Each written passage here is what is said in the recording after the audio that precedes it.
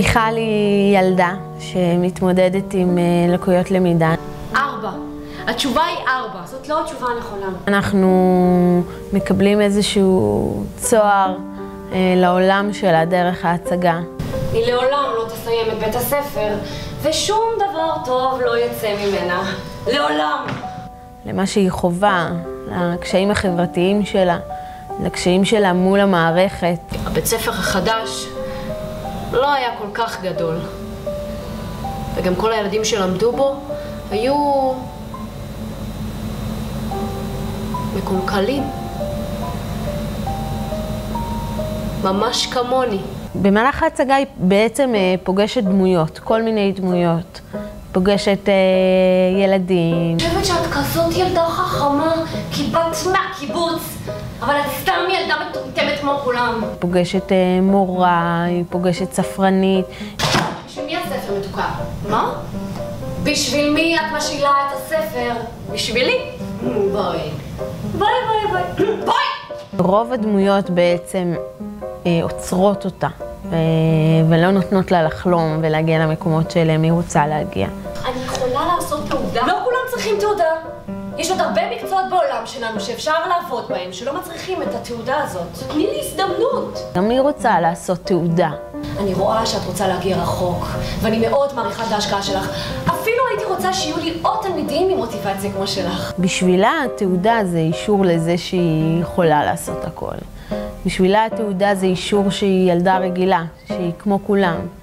שהצליחה להשיג משהו שאף אחד לא האמין שהיא תשיג. את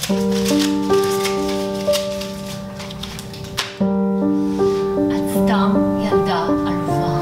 כל פעם שאומרים לה לא, או פוגעים בה, הופכת להיות חזקה יותר.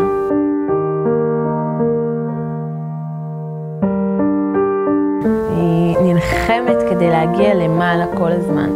הפרח שלי יהיה חזק וגדול יותר מכל הפרחים האחרים. זה יהיה פרח נדיר שכמותו לא ראו. והוא יהיה גבוה כמו בן אדם. הצגה מדברת על התמודדות של בן אדם, על הרצון לא לוותר.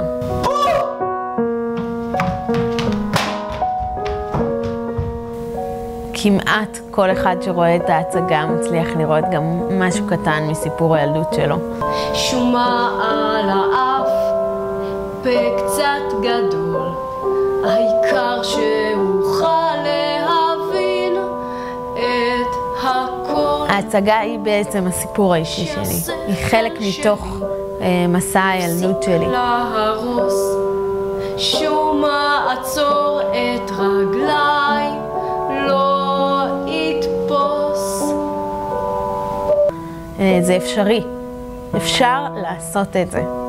גם אם כולם אומרים לך שזה חסר טעם, ואתה מאמין שזה אפשרי, זה אפשרי. כל מה שצריך זה שמישהו יאמין בך.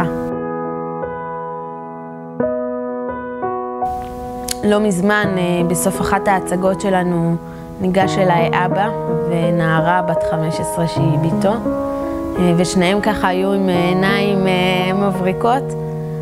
ואחד הדברים שהנערה אמרה לי זה שהיא מרגישה שההצגה הצליחה להביא בדיוק את מה שהיא חובה ומה שהיא לא מצליחה להגיד במילים.